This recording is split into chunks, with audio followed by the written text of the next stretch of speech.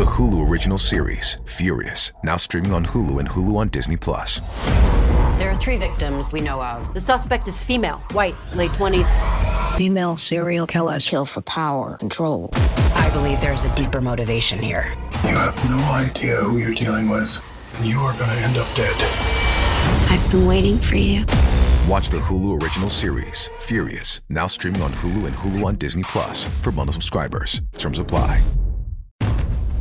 Queen Carvania stood haloed by the morning sun. An army hung on her every word. My champions, I have sold my chariot on Carvana. 'Twas a lovely SUV, an inexplicably queenly offer. They're even coming to the castle to collect it. Tonight, we feast! An offer you can feast on. Sell your car today on Carvana. Pickup fees may apply. Hey, New Orleans Nation, it's your favorite country girl here. Let me tell you, life was lifing a little bit this week, so I decided that I was going to slip in a little throwback to get y'all through.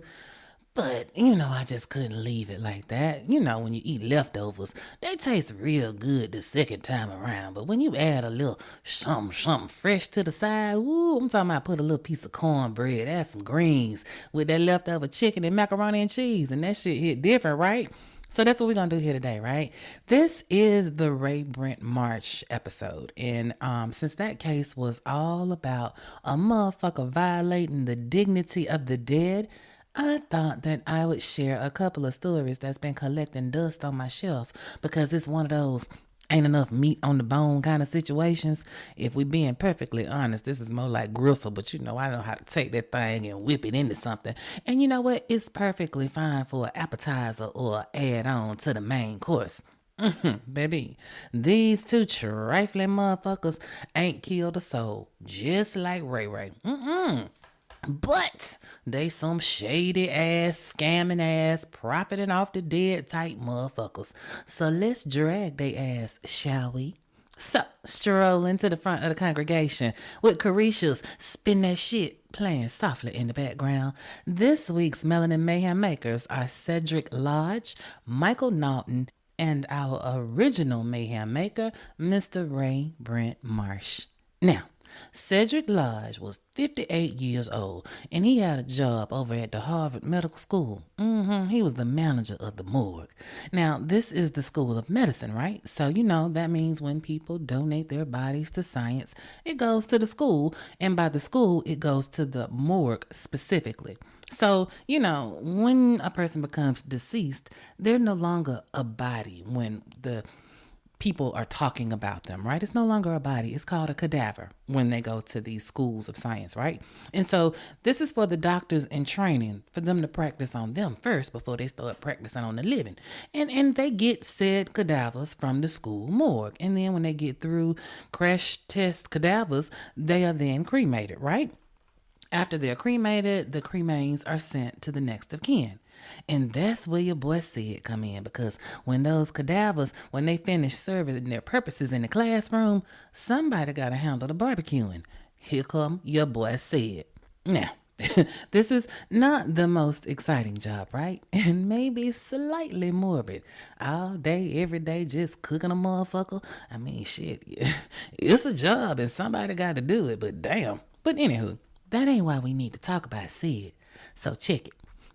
If you are ever able to make some aspect of your job support your side hustle, that's like the come up of all come ups. Baby, when your job supply you with the shit you use to make money on the side, ooh, baby, that's what your boy said did. So, this nigga was selling organs on the black market.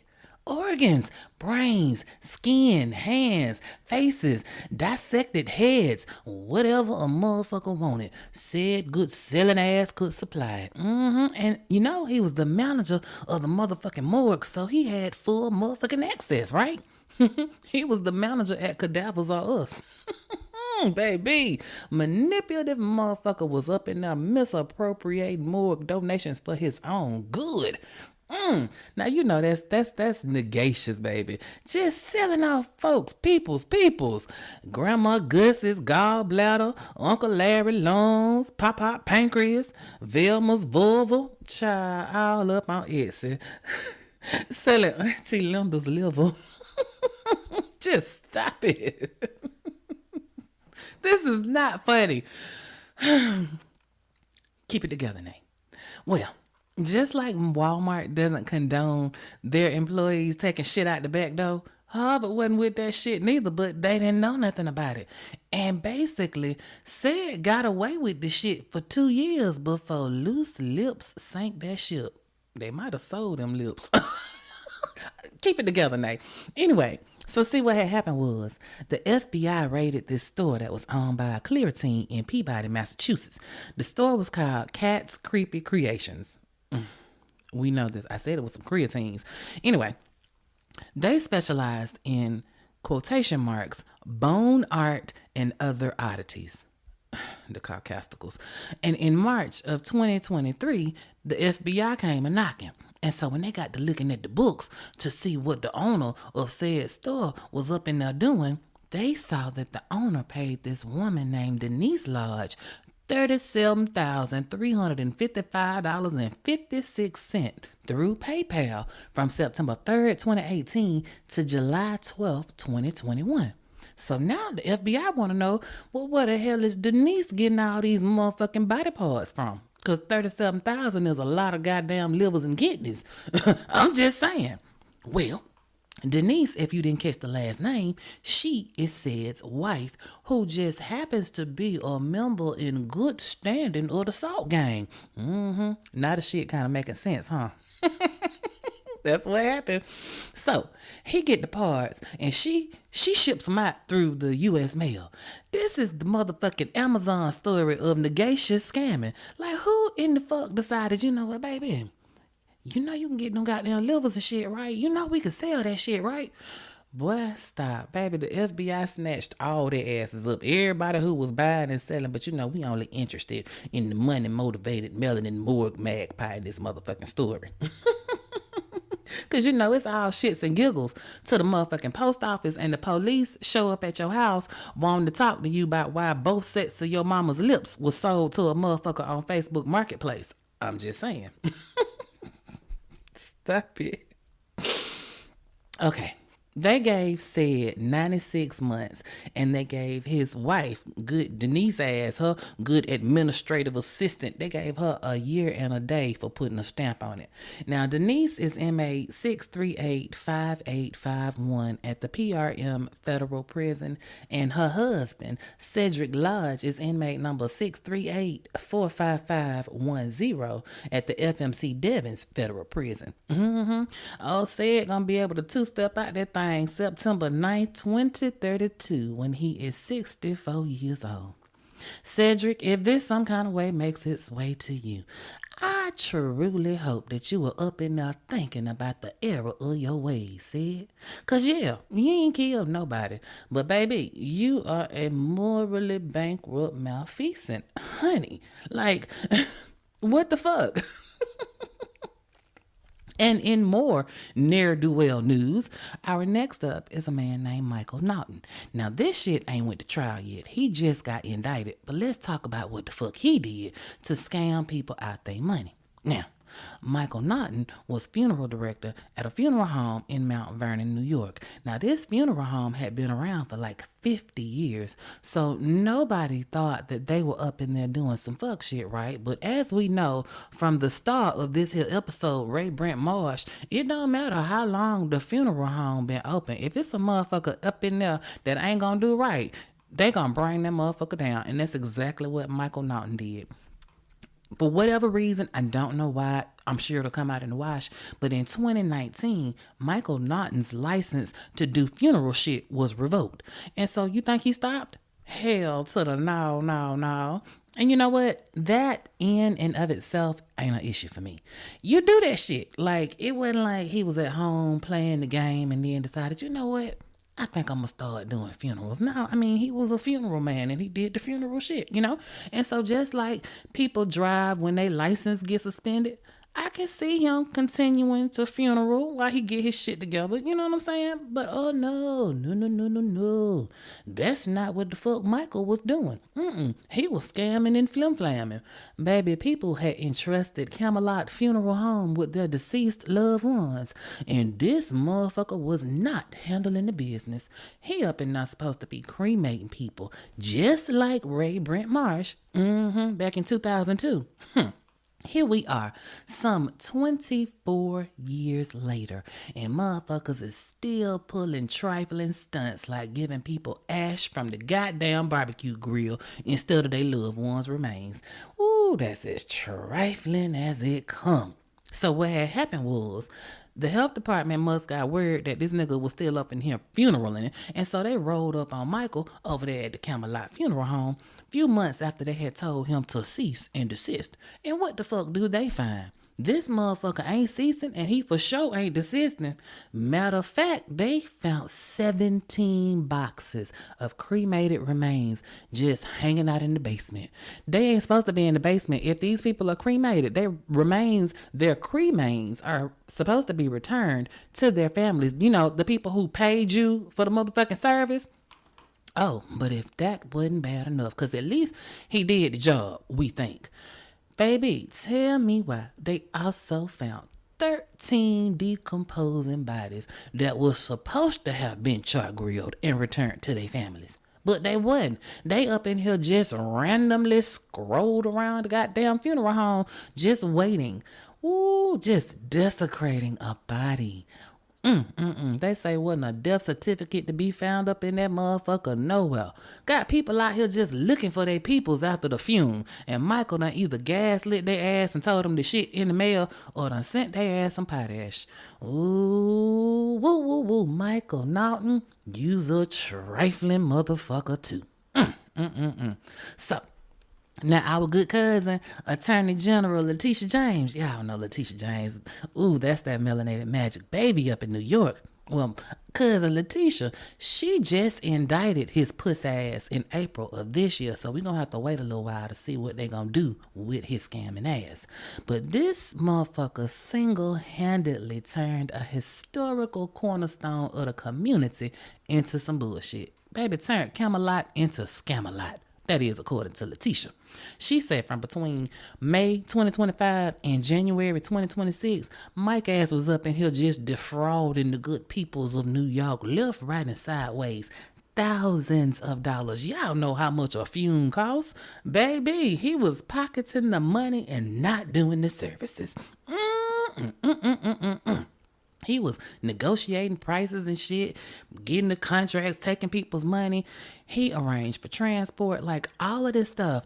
He did, like, if they were having a service, you know, in the casket, laid out in the what do you call it? At the funeral home. You can do that part, but when it came down to the second part, you know, either putting this body in the ground or cremating this body and moving on, sending it back, that's the part that he wasn't doing, right?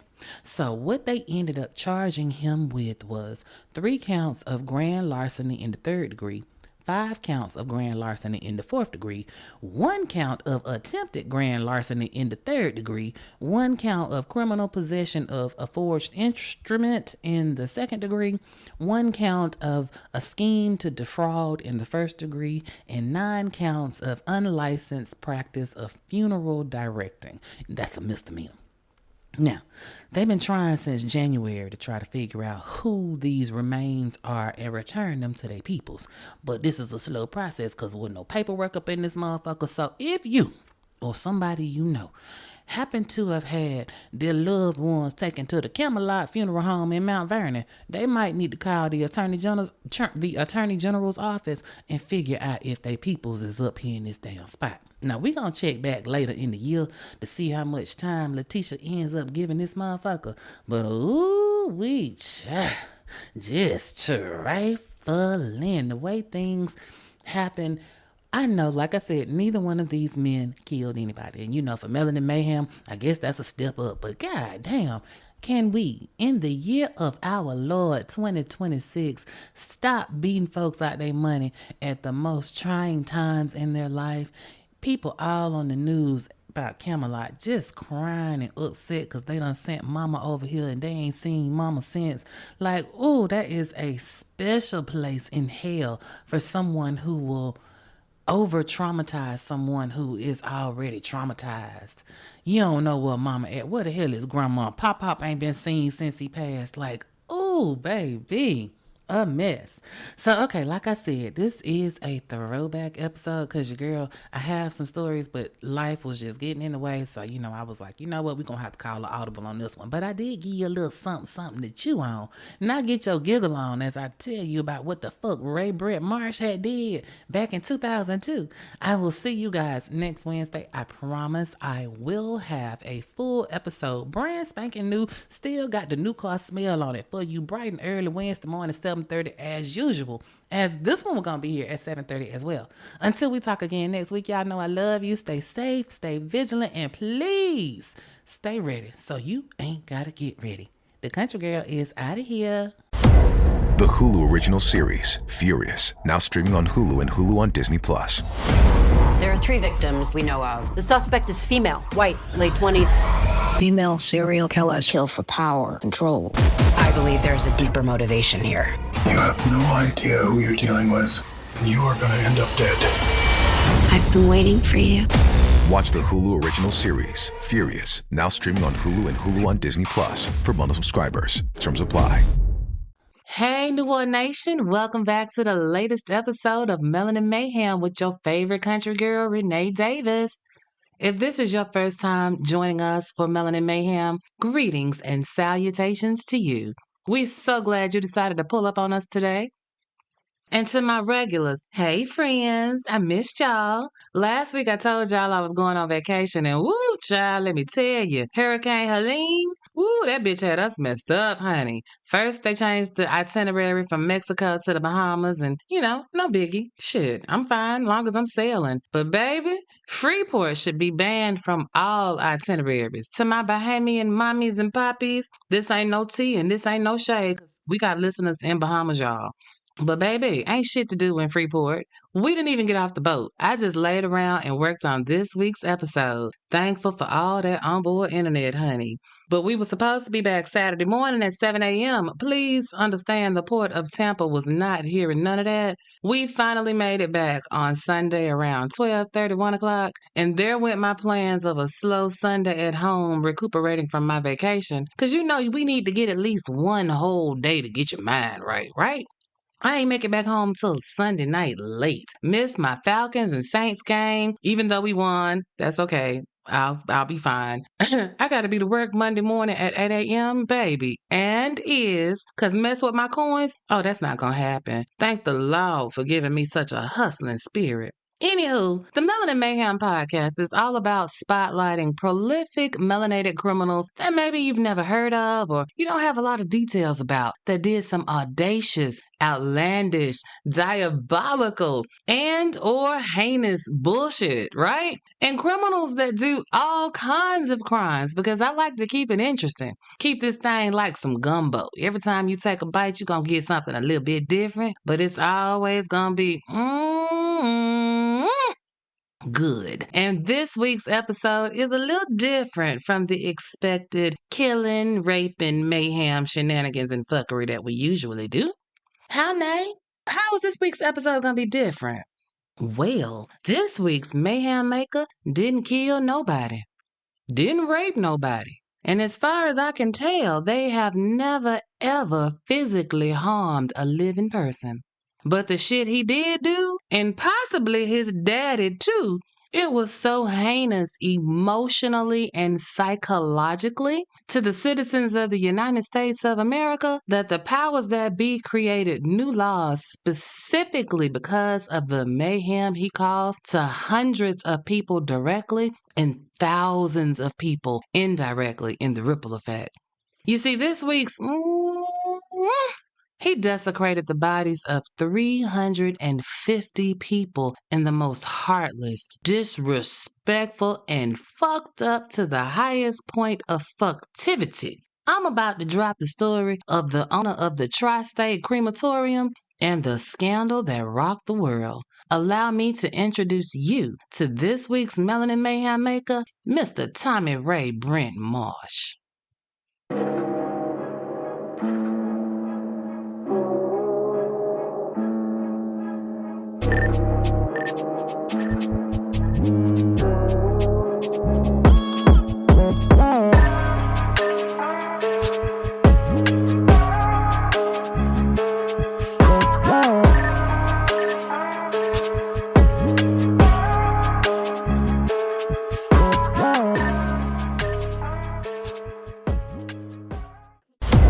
The Hulu original series, Furious, now streaming on Hulu and Hulu on Disney Plus.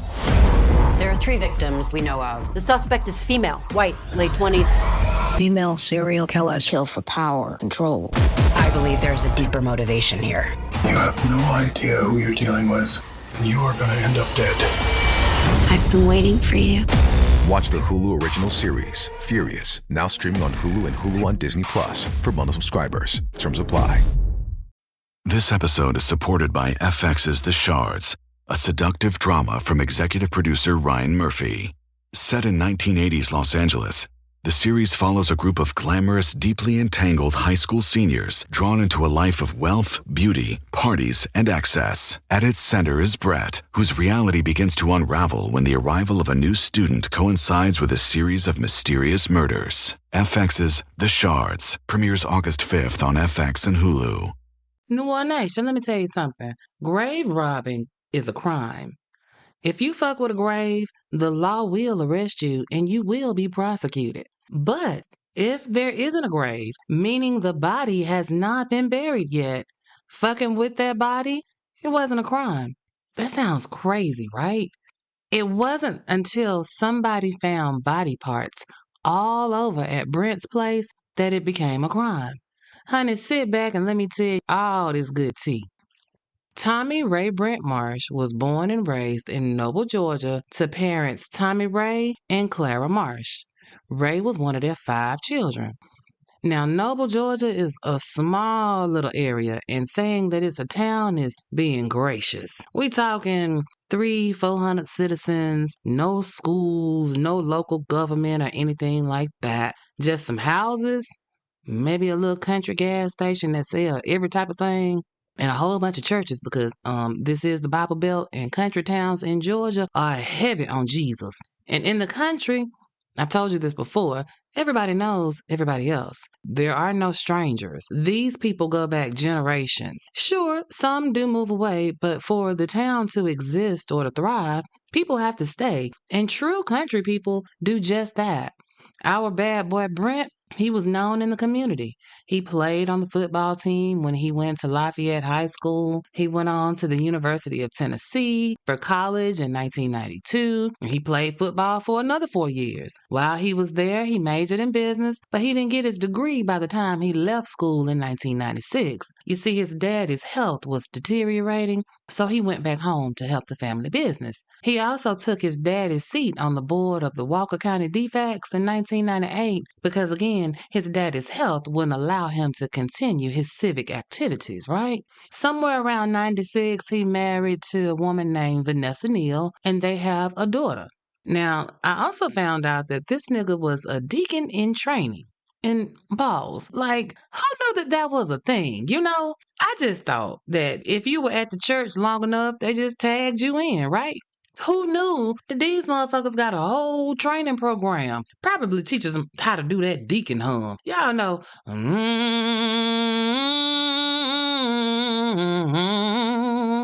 You gotta get that and the good, get that spirit rolling. It probably also teach them how to get that collection plate added up before the benediction, you know. In the country, that's the type of shit you do. I know in the city, the deacons don't do that hum no more, but if you go in the country, you gonna hear that hum. I swear, the things that I learned while researching for these episodes, y'all, it's crazy. But anywho, what I'm trying to say is that Brent was a regular country dude in a regular country town, living a regular country life. His family, though, had a little bit of prestige, if you will. You see, they were one of Walker County, Georgia's most prominent families, known for generations. I'm talking about these people could trace their lineage back to the 1800s, right? highly respected. Their name was on one of the more well-to-do neighborhoods. You know what I'm saying? Marsh's Landing, some shit like that. And the Marsh compound, it was on 16 acres of land that included a crematory business and 3 homes. The 3 homes, one of them was Daddy Marsh and Mama Clara. They lived in a house right there next to the crematory where they actually did the burning and shit. 2 other houses were on the compound, and that's where Brent and his family lived in one of them. And the third house, don't know who exactly lived in that mug, but you can bet your ass it was a Marsh descendant, right? So like I said, the people was a little well-to-do because Brent's daddy started the crematorium back in the 70s, and it was a good business. You know, he had the only crematorium for miles around. There were plenty of funeral homes, but nobody who was cooking the bodies, if you know what I'm saying. You also know that death ain't never out of season, so I would say that, they had good steady coin coming in.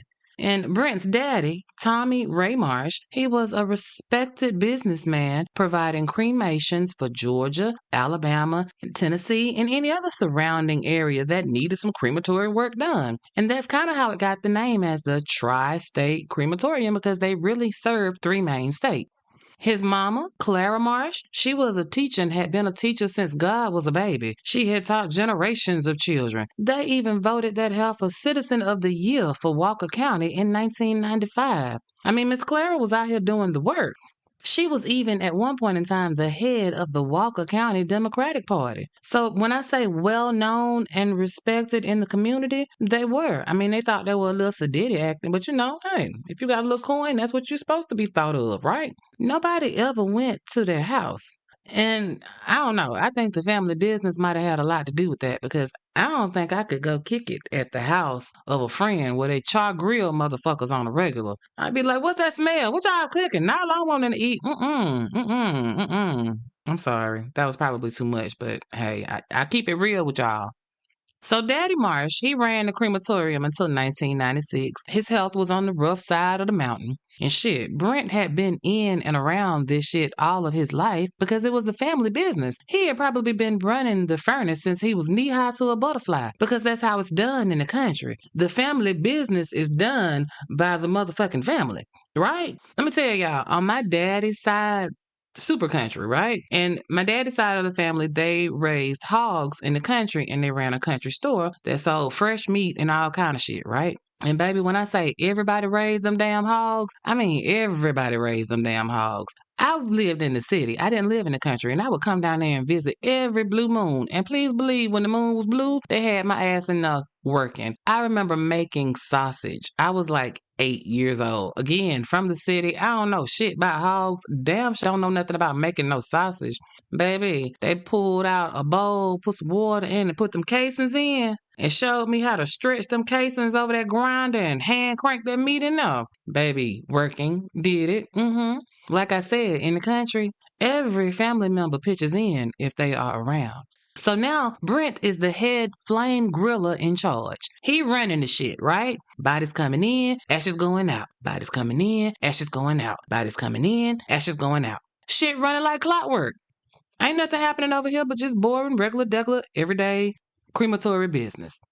But ooh, honey, that was far from the truth. Ooh, it was some fuckery and shenanigans taking place at the crematorium that nobody could have ever imagined. Picture this. Gerald Cook worked for the gas company, and in October of 2000, he was filling in for the regular driver.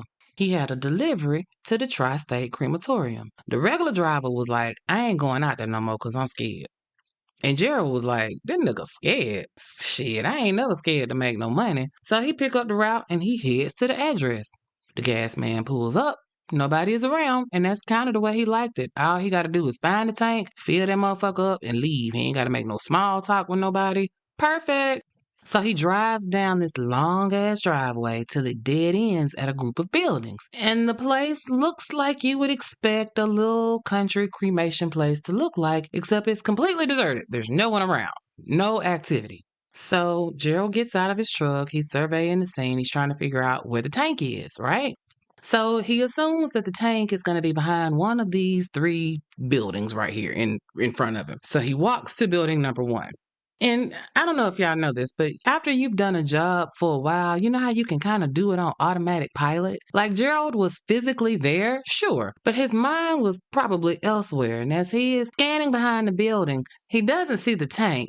But he see a little tractor, look like somebody been clearing the area or whatever. It's a little pile of debris over there. And he just glancing. He ain't looking, not really paying attention. He's just glancing. His eyes are just skimming over the shit that belongs in a pile of outdoor trash, right? There's some wood, there's some tree limbs, there's some leaves, there's a foot.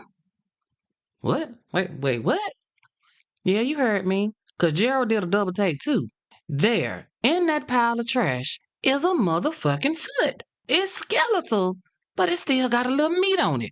Holy shit. And just like in the movies, before he can really process this motherfucking foot, a man's voice says, "Hey, Mr. Gas Man." And he turned around, and there's this melanated man standing right there on some Mr. D's type shit. Like, nigga, where you come from? Don't be sneaking up on me like that. Gerald don't know what to do. But he also knows that he does not want this man to know that he saw what he probably shouldn't have seen, right? So, in an Academy Award winning performance, Gerald greets the man and proceeds to chat him up a little bit as he fills the propane tank that the man points out to him. When the tank is full, Gerald tells the man to have a good day. He jumps in his truck, and then he gets the fuck out of Dodge. Now, at this point, Gerald's nerves is shot to shit. G got to ride around for a minute and have a meeting with himself about what the fuck he just saw. Now, he's now thinking about that regular delivery driver who said he wasn't going back out to that place no more. And now G understand why. After he calmed his nerves a little bit, driving, I don't know, if for me, I would have needed something more than a drive. I'd have needed some alcoholic accoutrement, some herbal refreshments, or something to get my mind right. Gerald, he just needed a drive. So he drives, and now he's going back to the office because he need to have a talk with his boss because that shit right there ain't right. And somebody needs to get out to the crematorium ASAP and see what the fuck is going on. So Gerald goes and talks to his boss. And Gerald's boss goes to see the sheriff.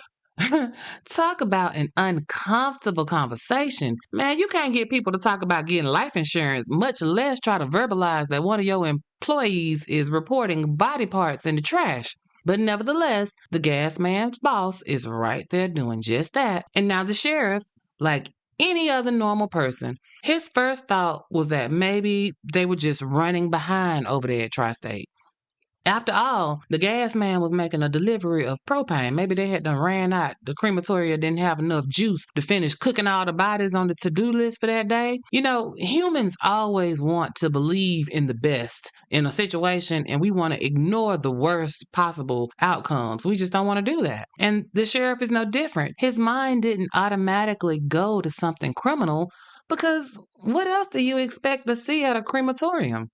They deal in dead bodies all day, every day. So seeing a dead body at a crematorium saying, you know, versus say over at Fred's house, that evokes different emotions, right? You're supposed to see dead bodies at funeral homes and morgues and crematoriums and even sometimes at the hospital. You don't even bat an eyelash if somebody says that they saw a body in one of those places.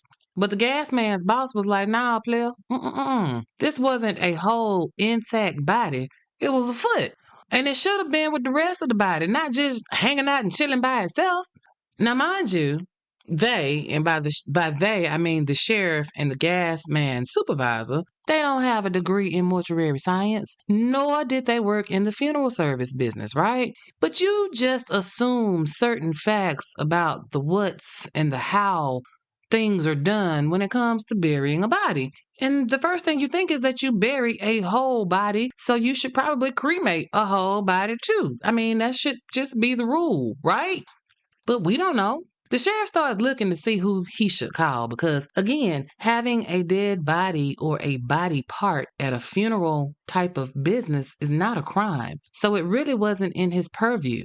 He was trying to, humor the gas man's boss to see what government agency that would fall under. But come to find out, there wasn't one. So shit. The sheriff of Walker County was like, well, since it's dropped in my lap, let me do something about it. So he sent a couple of deputies to go take a look. Now, I wonder what exactly he said to those deputies, because I think it makes a difference in what actually happened. Like, did he say, y'all go over there to the Tri-State and see if you see anything out of the ordinary? Or did he say, y'all go over there to Tri-State and I want you to look and see if you see some feet laying around in the yard? I don't know, but I think either way, the deputies was on some bullshit. Cause who want to go look for body parts at a crematorium, like, for real? So the deputies go out and surprise, when they come back, they report that they didn't see anything. And so the sheriff figures that Brent was just getting behind and he just was running out of time and he finished doing all of the cremations for the day and that was it. This was more of a regulatory issue, not a criminal issue. So they closed the case. It wasn't really a case to be closed in the first place, right? Well, country life goes on. And 1 year later, wouldn't you know that old Gerald Cook, the gas man, he had to go back to make another delivery at that goddamn crematorium. I know he was like, fuck my life. But here's the thing. Old Gerald wasn't really fucked up about it because he had told his boss what he saw. And that's what they say, right? If you see something, say something. He did that. His boss had talked to the sheriff and the crematorium was still in business. Nobody had been arrested. So everything must have been on the up and up, right? There must not have been a crime committed. So since there wasn't, nobody went to jail because if somebody went to jail, everybody would have known about it. It's the country. So while Gerald wasn't jumping up and down about having to go back out there to the crematorium, because, I mean, who gets excited about having to go where the dead people are? Gerald was all right with it because it was his job and money talk. So Gerald heads back to fill the Tri-State Crematorium propane tank. Once again, nobody is around, and this time he ain't got to look around for the tank because he know where it is. He backs his truck right up to the spot and starts filling up the tank. Well, while not looking for anything, his eyes kind of glance around a little bit. Again, not trying to look for anything, but it's hard not to see what's around you. Man, New Orleans Nation, tell me why his eyes happened to see a fucking body laying on a board, propped up against another goddamn pile of debris. You got to be shitting me, Nate. I ain't. Let me tell you something. Gerald was trying his best to tell his eyes to shut the fuck up and mind their own business and stop looking at shit. But he can't because the body is all melty looking. Like the facial features are gone and it's just gooey looking. Ew, God, ew, that's so gross. And at that moment, here comes Brent Marsh once again. Kudos to Gerald for not losing his shit and running off screaming. He just played it cool like he ain't seen that goddamn body sitting right over there 10 feet away, just sunbathing. And now these two men are standing around shooting the shit, acting like neither one of them see that goddamn body over there. Then Gerald's old lying-ass eyes, they see a tarp on the ground, and in his spirit, he just know something bad under that tarp. And like that piano player in The Color Purple, he packed his shit up and was like, time to go. Got in his truck and got the fuck out of there.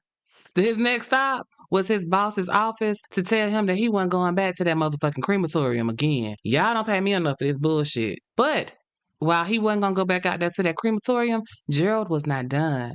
Because this time, Gerald was like, fuck calling the sheriff. Them motherfuckers, they didn't do shit last time, so I'm not going to call them again. This time, he called his Auntie Faye, who worked at the FBI office in Walker County. Auntie Faye, I gotta tell you something, man. These motherfuckers is over here doing something over at that Tri-State Crematorium, man. I don't know what the fuck going on, but I told the sheriff last year that it was a foot out there and they didn't do nothing about it. I just left him over there and it's a whole goddamn body and that motherfucker looked like it had been out there for a minute, Auntie. Auntie, this ain't right. Auntie, I need your help. You work for the FBI, Auntie. Do some FBI shit and get out here and FBI this shit to death because something ain't right, Auntie. Please help. Leave it to a woman to step in and get the shit handled. Auntie Faye, she called the motherfucking EPA. Well, wait a minute, Nate. Why the fuck she called the EPA? And while we talking about it, who the fuck is the EPA? I mean, I know I've heard the acronym, but what that mean? Well, New Orleans Nation, the EPA is short for the Environmental Protection Agency. She called them because when something is polluting the air or the water, i.e. the environment, they are the ones that come out and see what the fuck is going on. They make sure that whatever it is, that it's not harmful to the humans in the area. And if it is, they suit up, fix the shit, and then give a fine to whoever fucked it up, right? And even though Faye was smart to call, she had to make a couple of phone calls. And by calls, I mean that she had to leave messages in hopes that somebody would listen and come see what the fuck she was talking about. So her first call was in November of 2001. But old Auntie Faye was not one to give up easily, not when her nephew was shook the way he was shook. He said something in the milk ain't clean, so she believed him. So she persists. And Faye calls back February 14th, 2002. On goddamn Valentine's Day. This time in her message, she told them that she was out walking her dog through the woods and came upon some human bones and a skull in the creek over there by Tri-State Crematorium. So Auntie Faye is one smart cookie. By saying that the remains were in a creek, a body of water that feeds into a bigger body of water that possibly feeds into our drinking supply, the EPA will come out, test that shit, and look around to see if they see any more remains, right? The Hulu original series, Furious, now streaming on Hulu and Hulu on Disney Plus. There are 3 victims we know of. The suspect is female, white, late 20s. Female serial killers. Kill for power, control. I believe there's a deeper motivation here. You have no idea who you're dealing with, and you are going to end up dead. I've been waiting for you. Watch the Hulu original series, Furious, now streaming on Hulu and Hulu on Disney Plus for bundle subscribers. Terms apply. So EPA agent Robin Hedden gets this message. And this dude is like CSI and the law rolled up into one because he works criminal cases for the EPA. And for him, this little message sounded interesting. It was a way to get him out the office for a little while. So he posses up with another agent and they take a day trip 100 miles from their Atlanta office to the small town of Noble, Georgia to go looking. So they get there, they're walking around. They don't see nothing. They're walking around. They don't see nothing. And just to set the scene a little bit for you, they are walking through the wilderness. I mean, in the country, it's a lot of acreage, but on most of that land, it's not cleared. We're talking trees on trees on trees on trees. And the ground, it's just layers of leaves and pine needles that have fallen year after year and just compacted on itself. So spotting bones is not just as simple as saying, oh, look, there's a bone. Oh, no. You got to dig and move some shit around. But it's 16 goddamn acres. And they are just wandering around with no map and no directions to a specific area. They're just out walking. And just as they are about to call it a day, one of the agents sees something that's kind of shiny-ish. It stands out because in the forest, it's just a sea of earth tones, browns and greens and dark. There's something look a little shiny. So he walks over to it to take a little closer look down at it, and it's a motherfucking part of a cranium. A head. So the EPA boys take a quick little video of what they find, and then they leave to go make some phone calls and shake some trees because we need some more people to get out here. Now, in an ironic turn of events, since they found a body part, they go and they call 911 to report that body part. But didn't Gerald, the gas man, already do that last year? So the EPA 911 call goes to the same goddamn sheriff that Gerald hooked into this shit last year, the sheriff of Walker County. But now, since it's the EPA making the call, they got the whole goddamn cavalry to come in. The sheriff of Walker County is there, the coroner for Walker County is there, and the GBI, the motherfucking Georgia Bureau of Investigation, baby. Ooh, that's them big dogs.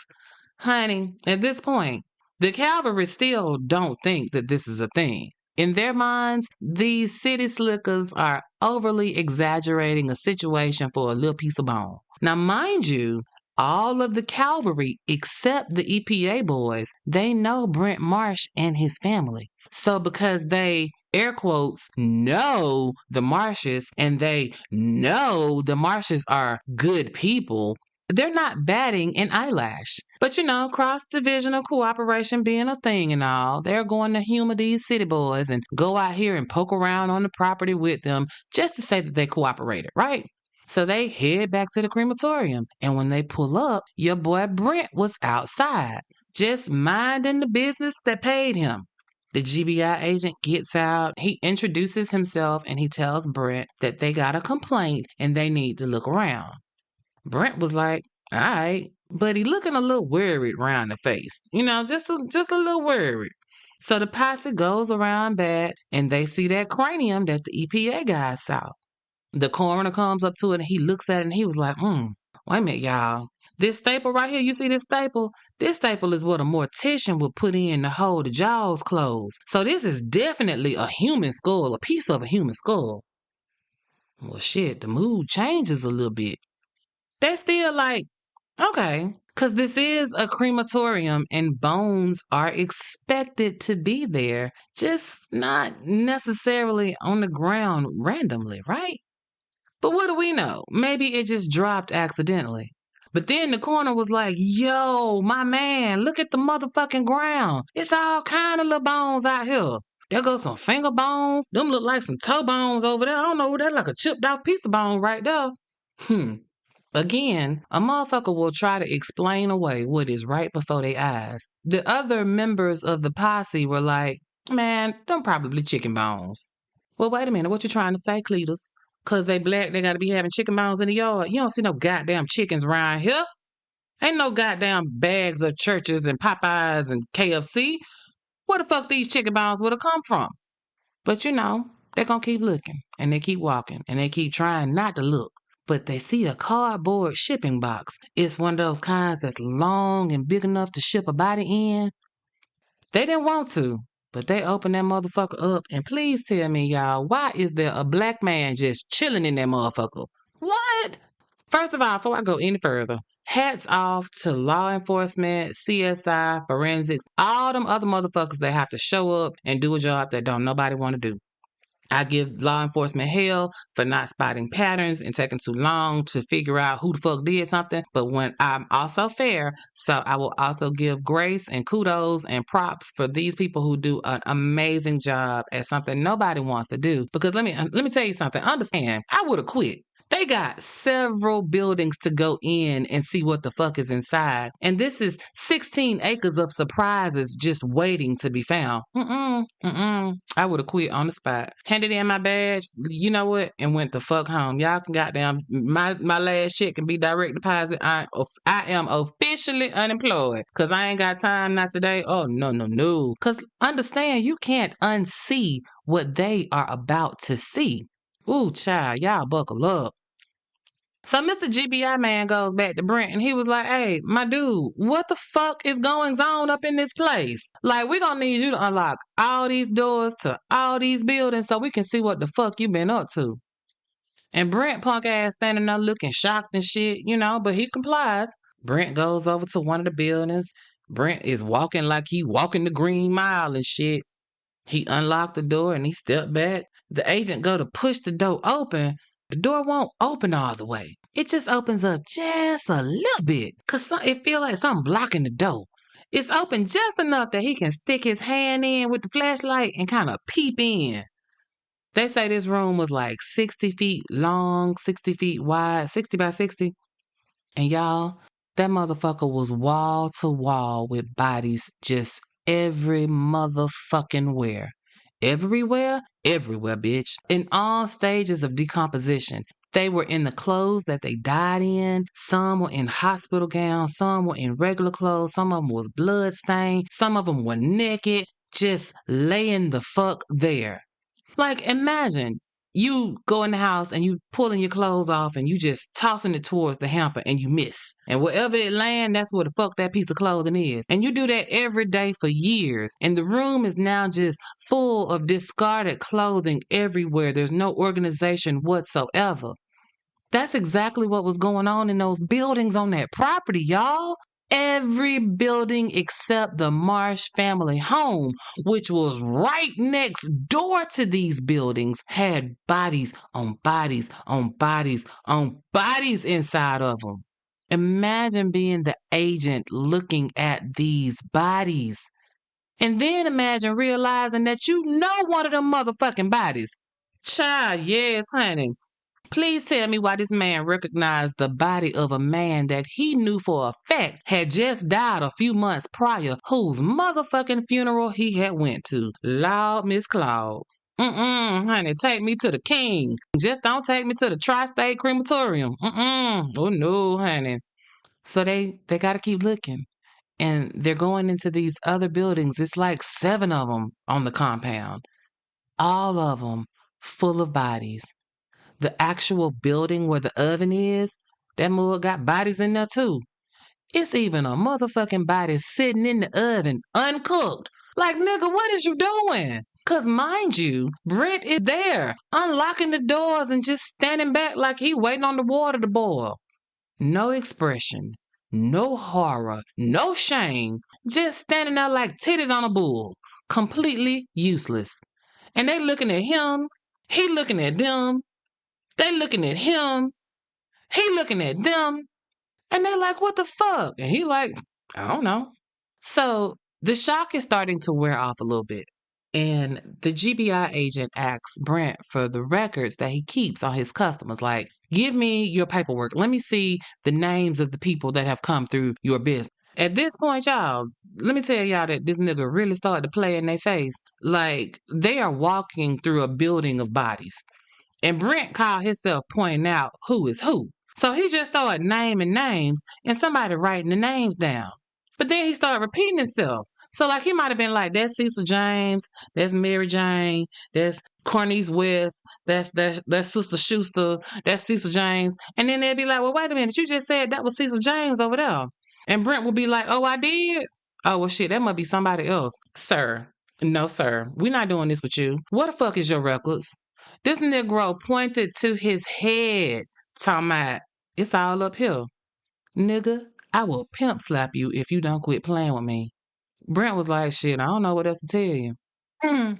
Mind you, while the GBI agent is getting his face played in, the rest of the posse is still out in the yard and on the grounds looking around, and they see bones and bodies everywhere they look. Just bones and bodies, bodies and bones, bones and bodies, bodies and bones, all kinds of bones, every fucking where. This is a real life scary movie, and this is just the opening credits. Every place they look, like there are vehicles on the property, a van and a hearse, bodies and bodies and bodies and bodies. Here's some tarps out here. Pull up the tarp, body, body, body, body parts, bodies, bodies, bodies. Look behind this door, there go some more bodies. Ooh, there go a pile of leaves. Look up under the leaves, more bodies. Everywhere they looked, if it was something to see, there was a body or there were bones there. Fresh bodies with meat still on the bones. Old bodies that were just skeletons, and every state in between those two. They found a wood chipper with bone fragments in it. That was this motherfucker's blender. I mean, oh my God, it was like a haunted house, only the props were real as fuck. Like, they were looking through piles of trash. Like, you know, maybe you don't know, but in the country, you upgrade something, you take all your old appliances, all that old shit, and you just throw it somewhere. So they see a bunch of tires and appliances and shit. They go in there and look, more bodies, more bodies, more bodies. And mind you, Daddy Marsh and Mama Marsh is in the house while all of this shit is going on. Now, you would think that they would be outside trying to see what the fuck is going on here. Nope, not them. So you tell me, y'all weren't shocked and amazed about what was going on your family homestead at your business? The Hulu original series, Furious, now streaming on Hulu and Hulu on Disney Plus. There are 3 victims we know of. The suspect is female, white, late 20s. Female serial killers. Kill for power, control. I believe there's a deeper motivation here. You have no idea who you're dealing with, and you are going to end up dead. I've been waiting for you. Watch the Hulu original series, Furious, now streaming on Hulu and Hulu on Disney Plus for bundle subscribers. Terms apply. New World Nation, on that first day of looking, on February 15, 2002, they found 40 bodies. They stayed out there looking until around 11 o'clock that night before they called it a day. And when they called it a night, guess what Brent did? Nothing. He went in his house and he went to bed. Yep, you heard me. You see, he hadn't committed a crime. Grave robbing is a crime. Necrophilia is a crime. The bodies had never been buried. None of the bodies showed any signs of him getting his rocks off on them, right? He just didn't perform the service of cremation like he was paid to do. That was not a crime in 2002. Technically, he desecrated the bodies, but again, the law at the time only applied to bodies that had been buried. So while the investigation continues, law enforcement got to get into the books and see what kind of crime they can actually charge this nigga with. Because right now, they ain't got nothing. They finally settled on good old-fashioned theft. Theft by deception, to be exact. They charged Brent's monkey ass the next day on February 16, 2002, with 5 counts of theft by deception. Brent bonds out that same day. The next day, February 17, 2002, they charged Brent with 11 more counts of theft by deception. Arrest his ass, he bonds out again. The next day, they charge him with 102 counts of theft by deception. They arrest him again. He bonds out again. They do this shit over and over again. Every time they're able to identify a body, they hit his ass with a charge. Man, I bet whoever was writing them bonds, they got paid off Brent's ass. Woo-wee! Baby, they worked that crime scene for 8 months straight. The governor of Georgia declared Walker County a state of emergency. I'm telling y'all, shit was bad. It was so bad that the governor had to ask for federal assistance. We need some help to come sort this shit out. Brent is all over the news, all over the country at this point. They finally arrest 28-year-old Brent Marsh on February 20th, 2002, and this time he doesn't get to bond out. They hold his little ass to a trial. Because they keep finding bodies and body parts. We ain't finna just keep arresting you and letting you get out. You just gonna sit your ass in here because you know we ain't done. And they weren't. They found mass graves, like holes in various places dug in the ground just full of bodies. The bodies just won't stop being found. And then there are the vaults. If y'all don't know what a vault is, those are the concrete boxes that they put the caskets in to protect them from the elements when they're in the ground. They're seeing these vaults on the property. They open up the vaults and there are just bodies stuffed inside. I'm talking about stuffed like a motherfucker had to sit on the top to make it close. Rotting and decaying. Discarded. Inhumane. Fucking diabolical. But here is the kicker. Forensics put some of those remains as having had been there for 15 years or more. 15 years? In 2002, they had already been there for 15 or more years? Well, wait a minute. That's going to predate when Brent took over for his dad and them. Because remember, he took over in 1996. That was just 6 years prior. Before that, he was away at college out of state. So he wasn't even there when some of these bodies were discarded. So who the fuck did that? Like I said, in the country, everybody in the family is in on the family business. But no one else other than Brent was charged with anything. I call bullshit on that. That's some fuckery. So while the forensics team is at ground zero, the other part of this investigation was tracking down all of the funeral homes that had used Tri-State Crematorium and getting a list of all of the bodies that had been sent to be cremated. And then there was the task of notifying those next of kin that their loved ones may not have been cremated and the remains that they received may not have even been actual remains. Wait, Nate, wait. So what the fuck was he sending these people, Nate? Y'all, this motherfucker was putting all kinds of concoctions together. Like, some people got human remains. They just don't know what human they came from. Other people got cement dust in a box instead of remains. And other people got potting soil instead of remains. And I don't know, if you've never seen cremated remains before, Don't believe that shit that you see on the screen. It's not like what you see on TV. Oh no. Oh no, no, no. I've actually seen cremains up close and personal, and they're called cremains, right? Cremation remains, put it together, you get cremains. In a nutshell, without grossing you and me the fuck out, first, the body is cooked so the meat is literally falling out the bones to nothingness, right? And then they put the skeleton in a blender until it's kind of smoothish, right? And they scoop out what's in the blender, put it in a box, and return the sender. Only Brent's motherfucking ass skipped steps 1 and 2 and went straight to step number 3 and sent people a box of bullshit that was supposed to be their loved ones. Ain't that some fuckery of diabolical proportions? And it's insane because all them motherfucking bodies tossed around on that 16-acre property, it took more time to scatter and bury them haphazardly than it would have if he had to just stacked them up by the door and did the goddamn cremations. It's diabolical because he took the time to go pick up some of these bodies and drove miles and miles picking up bodies from funeral homes and hospitals and hospices and bringing them back to the crematorium. And sometimes he would supposedly drive the remains back and deliver them to a funeral home. To do that and only fill the boxes up with dust, debris, soil.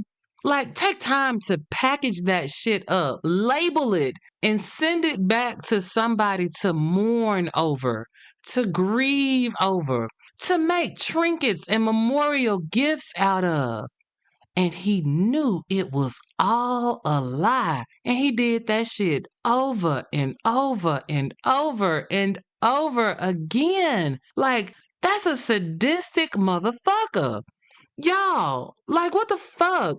It wasn't even like he was making big money because they say on average, he was only bringing in a few $100s. And I don't understand because if it don't make dollars, it don't make sense. All this deception for a couple of $100s? All in all, they found 339 bodies, but they were only able to identify 226. That's 113 bodies that nobody will ever know who they are. A mess. And when they asked Brent why, nigga, why? The only thing Brent would say was that the incinerator wasn't working. What? Nigga. So if it ain't working, you got 2 choices. Get that motherfucker fixed or don't accept no goddamn bodies for cremation. Like, he was literally on some it's cheaper to keep them type of bullshit. I just can't. I can't. They indicted his monkey ass on 787 felony charges. 787. It wasn't but 339 bodies. They must have been charging his ass by the bone. And they charged him extra if the bone still had a little skin on it. I don't know. And this nigga must have knew that if he took that shit to trial, they were going to give him 787,000 years. So his defense team got him a deal. They did. On November 9th, 2004, Brent pled guilty to all charges, and he was sentenced on January 31st, 2005. They gave your boy 12 years in prison and probation for the rest of his life. And this wasn't no 12 years do 6 type of thing either. Oh, no, no, no. They made your boy do every day of them damn 12 years. He did go up for parole twice, once in 2008 and again in 2013. But the parole board was like, boy, bye. I wish we would. He did every last one of them 4,380 days. He did them to the door. They let him out on June 29th, 2016. Now, his first stop out of prison wasn't to get something to eat. Oh, no. It was to his probation officer. That nigga ain't gonna never go to non-report status. They probably even make him pee in a cup, just be damn cuz. I know I would.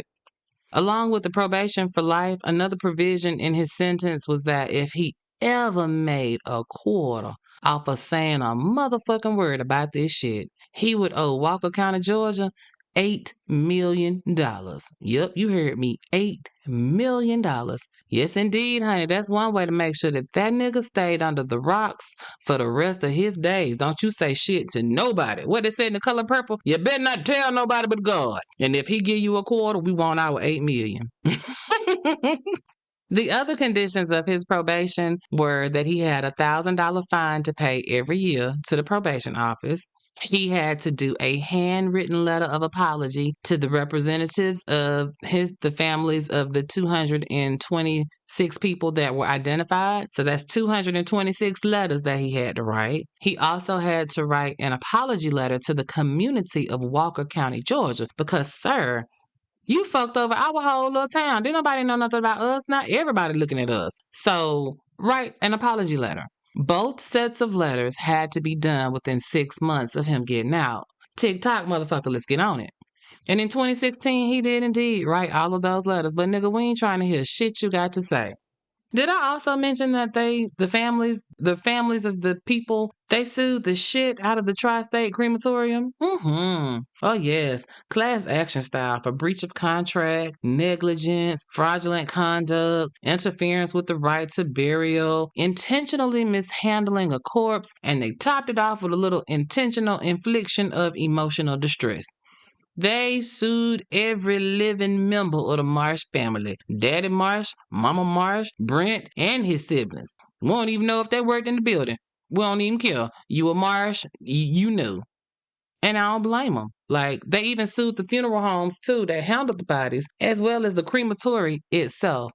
All said, that class action suit had 115 defendants. And they got a little coin. They did get a little coin, which is the least, right? But Brent's bullshit caused a shitstorm across the nation because funeral homes are regulated. Crematories were not. Anybody could open up shop and start grilling motherfuckers without any oversight. That all changed with Brent's shenanigans. Now the crematoriums have to be a part of a licensed funeral home. No more loosey-goosey, anybody can go buy a furnace type of bullshit. They were passing bills to regulate the settings where a crematorium could be. You ain't finna put this motherfucker in the boondocks off in a cut no more. We need you right smack dab in the middle of the city where everybody can see. They even put restrictions on who could even operate a crematorium and the different licenses that they had to hold. They also created new mandatory paperwork that had to be submitted to the state for everybody that was torched. And last but not least, crematoriums are now subject to pop-up visits to inspect the premises. All shit that should have already been done, but you don't know what you don't know until a motherfucker make you realize that, okay, we need a little bit more regulations, right? And, I said Brent didn't kill nobody. He didn't rape nobody. But while he may not have laid hands on anyone, he caused a shitload of emotional pain and turmoil for hundreds, if not thousands of people. Like, the shit he did was almost worse in a way. You see, he and his family were trusted to perform a necessary final service required by any person, bought and paid for, to take care of a final task that's associated with death, and to just not do it? That's some next level fuckery. Since doing this podcast, it has opened my eyes to a whole lot of things. Hopefully it's opened yours too. But what I realize now is that where there's one, there's some more. And in many times, there's many, many, many, many, many, many, many, many, many more doing the same shit. Like, do you know what they do once the body leaves the morgue? Or what do they actually do once everybody is gone from the gravesite? I'm thinking about, what about when the body is sent to wherever the cremations happen, right? Because, you may know this. Funeral homes do the body, like physically, as in embalming them and dressing them up for the last get together, whether it's open casket or closed casket, right? But if cremation is on the bill, what's involved with that is that 9 out of 10 times, that body is going to be sent off somewhere else, either before or after the service, depending on the desires of the family. So we know that the body is transported somewhere. It's supposedly baked to a crisp and returned in a little box, but do you actually know what's in that box? Clearly we don't. Because, woo, child, think about it. That's a lot to think about. But fam, that's what I'm here for. I'm here to make you think about the shit you don't want to think about. But it could save your life or save you some grief because the country girl put you up on game. Like, I found out while researching this that some places will actually let you observe the cremation. Now, that's a little too much for me. Like, I will do the sitting up, I'll do the funeral, I will even watch them lower that casket into the ground. But what I am not about to do, I'm not about to sit here and watch my loved one get flame broiled. No, I'll pass. But I know it's an emotional time when somebody dies and you aren't thinking straight, but clearly we can't be out here assuming shit. We got to start asking more questions, fam. It's at times like this you got to know who exactly is doing the body. Questions like, the funeral home that you're using, do the cremations happen in-house? Do they subcontract out the cremation to someone else? When it comes to these cremations, how often is the crematorium inspected? When was the last time somebody came out here and checked y'all furnace? Also, do they use metal identification tags for each deceased body? Meaning when they put a body in the oven, they put a metal tag that can withstand all that heat that has, it's like an identification number for this body. 1, 2, 3, 4, 5, 6, 7 belongs to Susie Q. After they get through char grilling Susie Q's ass and she ain't nothing but, dust to dust, ashes to ashes, all of that, that little metal plate is still in there. When they pop Susie in that goddamn box, either that plate or a paper with that serial number from that plate goes in there so that you know what her ID number was. Who thinks to even look for that, right? Also, you need to figure out, do they run the oven every day? Or do they store the bodies up until they get to a certain number and then do cremations in bulk, right? Who would have thought that we had to ask all this before doing this episode? I for damn sure wouldn't have. But I'm just saying, a lot of people's final wish is to be cremated. And if someone you love or you want to do it, all I'm saying is it might be worth sending a little sprinkle off to 23andMe and make sure that that's your daddy in the box. Because a bitch be done sent you some ashes from last week's cookout. That ain't Keisha and now that's Kingsford. It's just too much. In all seriousness, these people's loved ones held funerals, and the urn at the center of the floor probably wasn't even the guest of honor. These loved ones, they spread ashes. They weren't scattering their family, they were scattering debris. Like, how fucking traumatic is that? To have grieved and then to find out years later, maybe after you have finally come to terms with the loss, that your loved one was not only not cremated, but they were disrespected in the most foul way possible. That's not ripping a band-aid off. That's ripping somebody's heart clean out their chest. That is purposeful neglect of duty.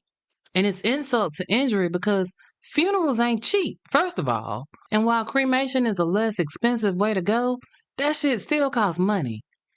You spend good coin to put your loved one away right, only to find out they weren't put away at all by any stretch of the imagination. They were thrown away. And not to be financially insensitive, but somebody gonna need to run me my motherfucking money back. I'm just saying, I need a refund. Motherfucking Sal.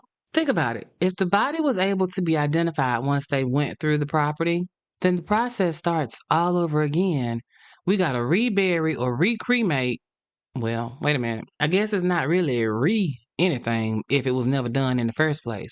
So now you got to bury the body or you got to cremate. That's too much. That's too much. My heart goes out to all of the people who were responsible for planning funerals, whose loved ones died that they loved and missed and cherished. My heart goes out to them because they did what needed to be done, only to find out later that it really wasn't. Man, that's a violation that I can't even begin to imagine. I mean, that is the greatest mindfuck that there ever could be. And I commend them for not turning into vigilantes and handling matters themselves, because, ooh, Lord, honey, let me tell y'all, I told y'all God is still working on me, honey. The things I would have done to the whole Marsh family, because, baby, all of them would have got it. Every last one of them. Baby, let me just say, it would involve torture. I'm talking razor blades and lemon juice, hot grits and potash. Because, sir, that's not how humans should treat humans on any level, at any time, anywhere in the world. As someone who is in the funeral business, you are being entrusted with the last act a human completes before their body goes back to the earth. You can't shortcut that shit. I mean, you can, clearly. But who the fuck would even think to do something like this to this magnitude? The nigga I just told you about, Cousin New One Nation. This has been the story of Brent Marsh, a diabolical motherfucker that's still walking the earth free as a bird in Walker County, Georgia. All I can say, there should be a special place in hell for this nigga. Or, when he dies, all of the people that were disrespected and desecrated, their spirits should be waiting on this nigga. And when he pull up to the pearly gates, they should be allowed to whoop his motherfucking ass for a whole eternity if they want to. Just, he outside the gates, just looking in, getting his ass beat every goddamn day by the angels. He can't go in. He can only look in through the gates and see what the fuck he missing out on. For me, that's the only true punishment that would fit the crime. And just like that, you made it to the end of another tale of mayhem with your favorite country girl. I mean, you made it this far. Why not do your girl a solid and hit the like button, then hit the subscribe button so you don't miss a minute of this mayhem. And now hit that share button and send me to all your peeps. Check out the social media pages. We are Melanin Mayhem Podcast or Melanin Mayhem PC on X, Instagram, Facebook, and YouTube. Y'all, I hope I didn't gross you out too much this episode. I know that this little bit of knowledge that I dropped on y'all about cremation etiquette is gonna stick, though. I bet you that. Talk to somebody that you know. Make sure that they know what questions to ask. We all gotta be each other's keeper. So y'all know how I feel. I need y'all to stay safe. I need y'all to stay vigilant. Because remember, if you stay ready, you ain't got to get ready. It's one love, New One Nation, and the country girl is out of here.